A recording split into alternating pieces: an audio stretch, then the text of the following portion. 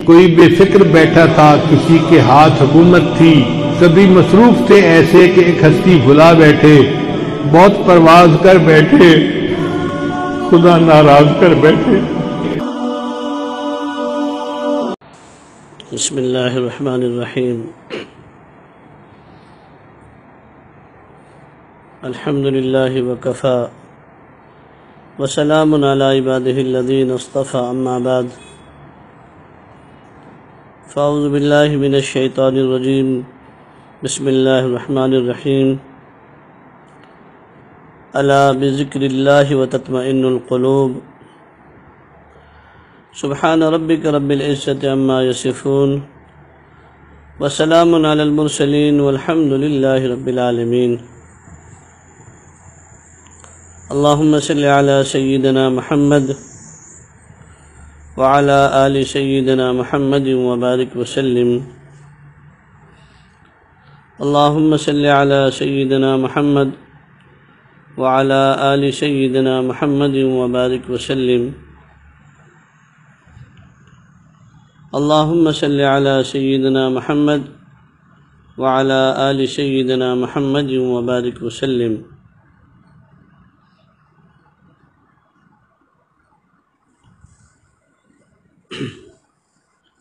آج کے دور میں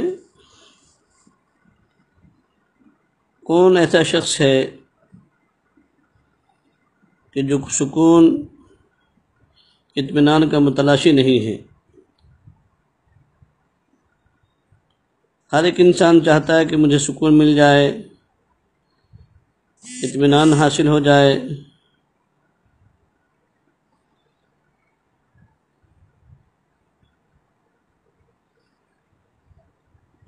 لیکن سکون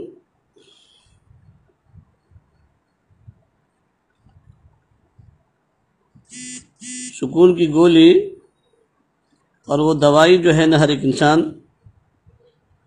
اپنے ہی جیب میں لیے پھرتا ہے۔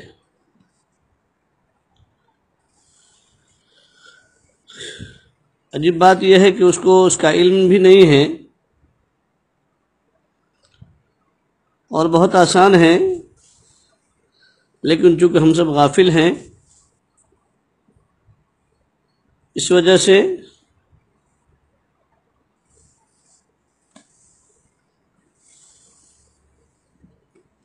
ہمیں اس کا احساس نہیں رہتا۔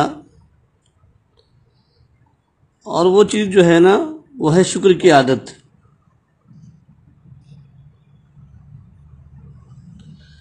کہ انسان ہر وقت اللہ کی نعمتوں کو یاد کر کے شکر میں لگا رہے۔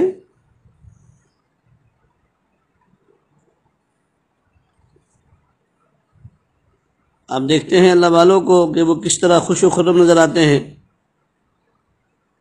حالانکہ ان پر بھی تکالیف آتی ہیں اور امتحانات ان پر بھی آتے ہیں کہ جن کا ہمیں تصور بھی نہیں ہوتا،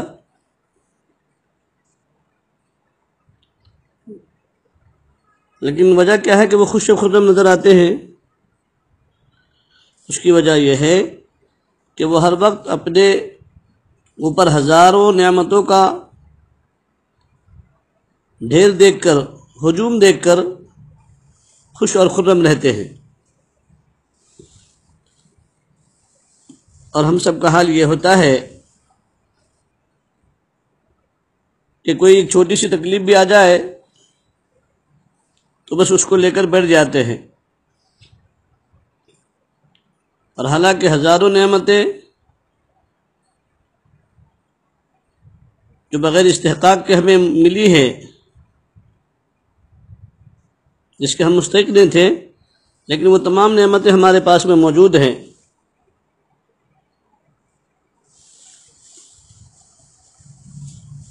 لیکن ہم سب ایک تکلیف کو لیے پھرتے ہیں،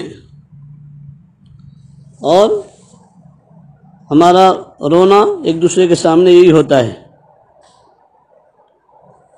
ہر ایک کے سامنے ہم روتے دھوتے رہتے ہیں، گاتے بجاتے رہتے ہیں۔ ایک بڑے اللہ والے گزرے ہیں، حضرت عارف ربانی حاجی محمد شریف صاحب رحمہم اللہ، جو کہ حضرت تھانوی علیہ رحمہ کے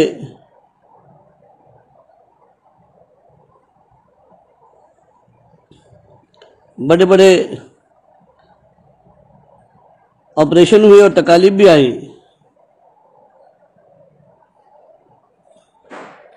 لیکن آپ کی زبان مبارک سے یہی سننے میں آتا تھا، وہ فرمایا کرتے تھے کہ میں نے کبھی کوئی تکلیف دیکھی ہی نہیں۔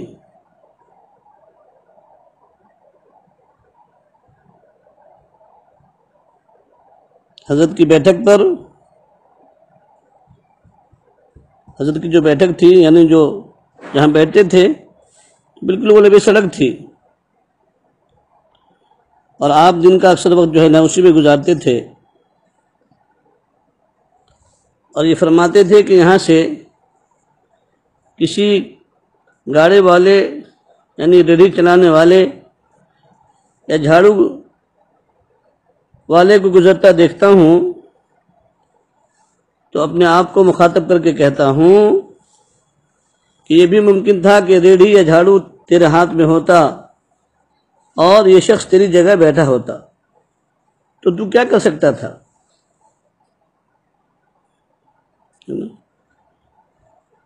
اللہ والوں کی نگاہ اللہ پر ہوتی ہے، اور ہمیشہ ان کی زبان پر شکر ہی کے الفاظ ہوتے ہیں۔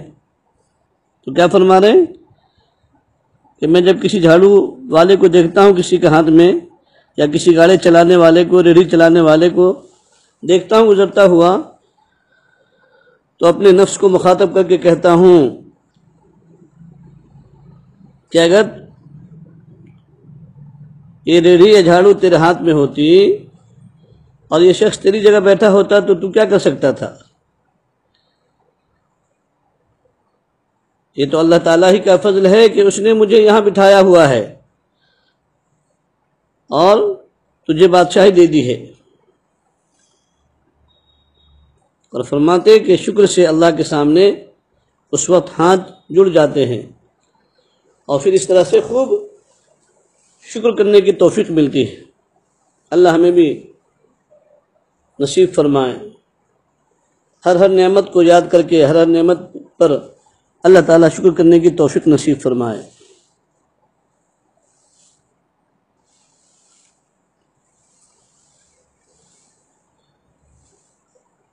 حضرت اقدس مولانا مسعود اللہ خان صاحب جلال آبادی رحمۃ اللہ علیہ، جو کہ حضرت تھانوی کے خلیفہ تھے، وہ بھی ایک صاحب حضرت کے پاس پہنچے ان کی خدمت میں، ان کے دماغ میں کچھ خلل تھا، تو انہوں نے کچھ ایسی حرکتیں شروع کر دی جس کی وجہ سے حضرت کی طبیعت پر گرانی ہوئی۔ اس وقت حضرت والا انتہائی مؤثر انداز میں بار بار یہ فرما رہے تھے کہ دیکھا دماغ کا صحیح ہونا کتنی بڑی نعمت ہے۔ جب اس شخص کو دیکھا تو بار بار اپنی زبان سے کیا فرما رہے کہ دیکھا دماغ کا صحیح ہونا کتنی بڑی نعمت ہے، بار بار اس چیز کو دہرا رہے تھے۔ اور دوستو سچی بات ہے کہ آدمی جتنا بھی معزز ہو، اگر دماغ کا ایک معمولی پیج جو ہے ڈھیلا ہو جائے تو ساری عزت جاتی رہتی ہے، یہاں تک کہ وہ پاگل خانے میں بھجوانے کے لائق ہو جاتا ہے۔ تو دماغ کا صحیح ہونا بہت بڑی نعمت ہے، لیکن ہمیں اس نعمت پر کبھی شکر ادا کرنے کی توفیق نہیں ملتی۔ آنکھ کتنی بڑی نعمت، زبان کتنی بڑی نعمت، ناک کتنی بڑی نعمت، ہاتھ اور ہاتھ کی انگلیاں کتنی بڑی نعمت، دل دماغ کتنی بڑی نعمت، یہاں تک کہ جو ناک میں بال ہے وہ بھی بڑی نعمت ہے، آنکھوں کے اوپر جو بھویں ہیں اس پر جو بال ہے یہ بھی بہت بڑی نعمت ہے، آنکھ کے اوپر جو یہ پردے ہیں گویا کہ یہ بال یہ بھی بہت بڑی نعمت ہے، یہ آنکھوں کے لیے وائپر ہے۔ ہمیں اس نعمت کا احساس نہیں ہوتا، لیکن اس شخص سے جا کر پوچھے کہ جس کو یہ آنکھوں کے اوپر کے بال نہ ہوں، اس سے جا کر پوچھے کہ آنکھوں میں کتنی تکلیف ہوتی ہے۔ اس لیے کہ جب یہ آنکھ کے اوپر بال نہیں ہوں گے تو گرد و غبار ڈائریکٹ آنکھ میں جانے کا خطرہ رہتا ہے کہ جس سے تکلیف ہوتی ہے۔ ہمارے حضرت جی پیر صاحب دامت برکاتہم نے ایک موقع پر فرمایا تھا کہ میرا ایک دفعہ جانا ہوا اور وہاں ایسے ایسے شخص کو دیکھا تو دیکھ کر کے رونا آیا، اور اللہ کی اس نعمت کی شکر کی توفیق ملی کہ دیکھو صرف ایک وائپر، یہ بال نہ ہونے کی وجہ سے کتنی بڑی اس شخص کو تکلیف ہو رہی ہے، اور وہ چیخیں مارتا تھا۔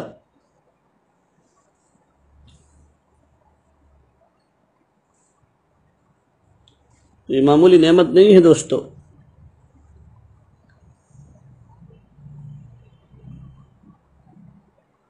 آپ دواخانے میں جائیں اور مریض کو دیکھیں کہ جب وہ نشتہ لگاتا ہے ڈاکٹر تو اس کو کتنی تکلیف ہوتی ہے، لیکن وہ نشتہ جو لگایا جاتا ہے وہ اس کے زخم کو درست کرنے ہی کے لیے لگایا جاتا ہے۔ اللہ والے فرماتے ہیں ایک مریض کو دیکھا کہ اس کے دونوں پاؤں کے ساتھ وزن باندھ کر کھینچا ہوا تھا کہ جس کی وجہ سے وہ حرکت نہیں کر سکتا تھا، اور صرف ایک پاؤں کھول دیا گیا تو وہ بہت خوش ہوا، جیسے کہ میرے لیے آج عید کا دن ہے۔ حالانکہ اس سے وہ صرف معمولی حرکت کر سکتا تھا، لیکن اس پر بھی اس کی خوشی کی انتہا نہ تھی۔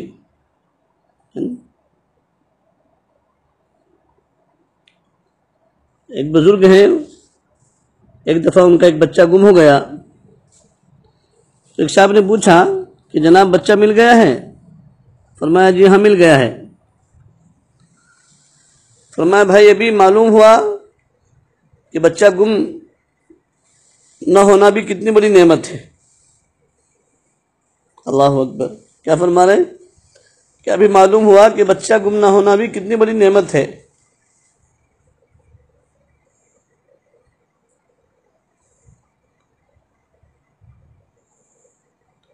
اس لیے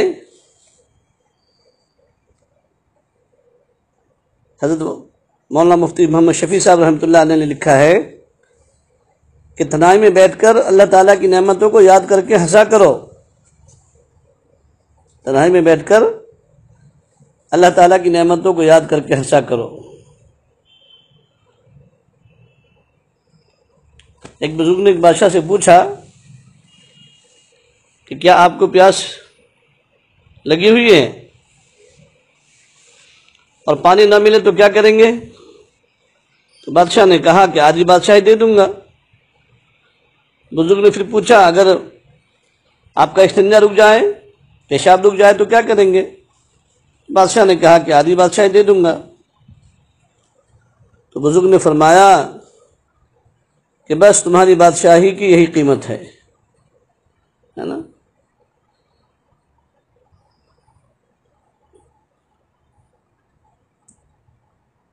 حضرت مفتی اعظم مفتی شفیع صاحب رحمۃ اللہ علیہ کے حالات میں لکھا ہے کہ ان کی صاحبزادی نے آ کر ایک مرتبہ شکایت کی کہ ابا جان دانت میں تکلیف ہے اور کافی بے چینی ہو رہی ہے۔ شروع بچپن میں دانت کی تکلیفیں ہوتی ہیں اور اب اس عمر کو پہنچ گئے ہیں، اب بھی یہ تکالیفیں پیش آ رہی ہے۔ یہ سن کر مفتی صاحب کا چہرہ متغیر ہو گیا۔ اپنی بیٹی نے کہا کہ حضرت بچپن میں تو تکلیف اٹھائی ہے اور اب اس عمر میں بھی تکلیف پہنچ رہی ہے۔ تو حضرت کا چہرہ متغیر ہو گیا، رنگ بدل گیا، اور فرمایا کہ صاحبزادی بیٹی تو بتا کہ درمیان کا اتنا طویل عرصہ اس سے جو فائدہ اٹھایا، کیا اس پر شکر کر لیا تھا؟ کیا اس پر شکر کر لیا ہے؟ حقیقت یہی ہے کہ اگر ان نعمتوں کا شکر کیا جائے تو پھر سوال ہی پیدا نہیں ہوتا کہ پریشانی قریب آئے۔ اس لیے مشائخ اہل اللہ کا مشورہ ہے کہ کبھی کبھی اسپتال کا چکر لگا لیا جائے تو صحت کی نعمت کی قدر ہوگی، اور کبھی قبرستان کا چکر لگا لیا کریں تو اس سے زندگی کی نعمت کی قدر ہوگی، اور کبھی پاگل خانے کا چکر لگا لیا جائے تو معلوم ہوگا کہ دماغ کا صحیح ہونا کتنی بڑی نعمت ہے۔ اللہ اکبر۔ صرف دماغ کا ایک پیچ ڈھیلا ہو جائے تو دوستو کروڑوں کے مالک کو پاگل خانہ پہنچا دیا جاتا ہے۔ اللہ اس سے ہم سب کی حفاظت فرمائے۔ تو یہ ہے سکون کا نسخہ کہ انسان ہر وقت نعمتوں پر شکر ادا کرتا رہے۔ بندے کی زبان ہر وقت نعمتوں کے شکر سے تر رہنی چاہیے۔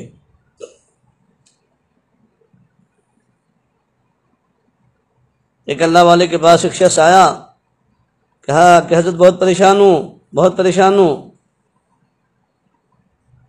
بزرگ فرمانے لگے، کیا تجھے یہی پریشانی ہے کہ اللہ پاک تیری مرضی کے مطابق کیوں نہیں چلتے؟ اللہ اکبر۔ کیا جملہ فرمایا کہ اے بندے، کیا تیری یہی پریشانی ہے کہ اللہ پاک تیری مرضی کے مطابق نہیں چلتے؟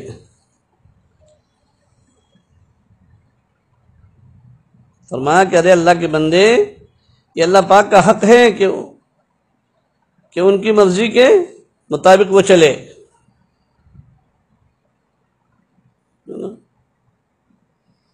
اور یہ چیزیں دوستو پیدا ہوتی ہے اہل دل کی صحبت سے، ذکر اللہ کے مداومت سے، یہ شکر کی توفیق اور نعمتوں کا استحضار۔ اللہ تعالیٰ سے عشق جب پیدا ہو جاتا ہے تو پھر بندہ ایک نعمتوں کو یاد کر کے روتا ہے اور اس پر اللہ تعالیٰ کا شکر ادا کرتا ہے۔ کیسے ایک اللہ کے عاشق گزرے ہیں، ایسے ذکر کے شیدائی اور ایسے عاشق کہ اللہ اکبر کبیرہ، ان کے واقعات کو پڑھ کر کے رشک آتا ہے۔ ایک بڑے اللہ والے گزرے ہیں، عبداللہ استخری رحمۃ اللہ علیہ، ہر وقت ذکر و اذکار میں لگے رہتے تھے، اور ذکر کرتے کرتے جب ان پر فنائیت کی حالت آتی تو ذکر کی مستی ایسی سوار ہوئی کہ اب ذکر چھوڑنے سے بھی نہ چھوڑ سکتے تھے۔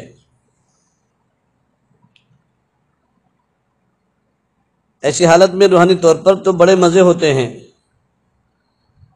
کہ انسان باطنی ترقی کر رہا ہوتا ہے، لیکن دوستو یہ جب ہی ہوتا ہے جب انسان ذکر کا عادی ہو جائے اور اس کے لیے محنت، مجاہدہ، ریاضات کرنے پڑتے ہیں، محنت کرنی پڑتی ہے، مجاہدے کرنے پڑتے ہیں، تب جا کر کے یہ کیفیت بنتی ہے۔ انسان کو مزے آ رہے ہوتے ہیں، لیکن جس پر بوجھ ہوتا ہے کہ جسم ان کیفیات کو برداشت نہیں کرتا،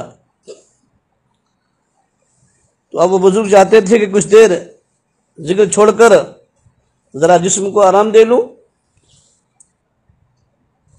لیکن ذکر سے اب غفلت نہیں ہو پاتی تھی۔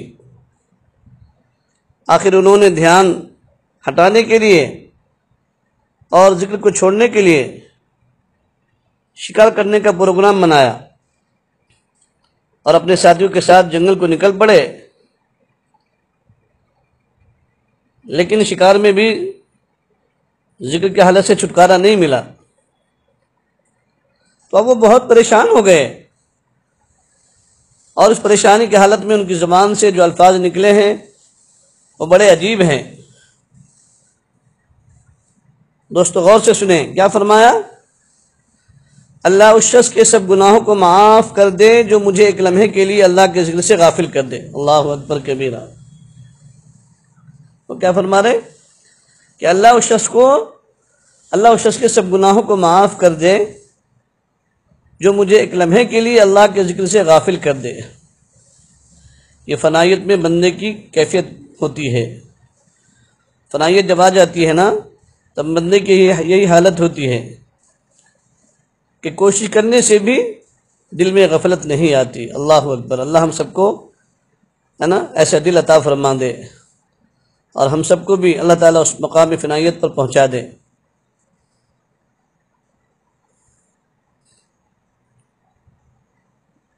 تو ذکر خدا میں فنا ہو جائیے اور اس کا مصداق بھی بن جائیے۔ اللہ ہم سب کو بنا دے۔ اسی کو کسی عارف اللہ نے کہا ہے نا، نور میں ہو یا نار میں رہنا، نور میں ہو یا نار میں رہنا، ہر دم ذکر یار میں رہنا، نور میں ہو یا نار میں رہنا، ہر دم ذکر یار میں رہنا، چند جھونکے خزاں کے سہ لو پھر ہمیشہ بہار میں رہنا۔ اللہ اکبر۔ اللہ ہم سب کو یہ کیفیات عطا فرمائے اور ہمیشہ اپنا ذاکر و شاغل بندہ بنائے۔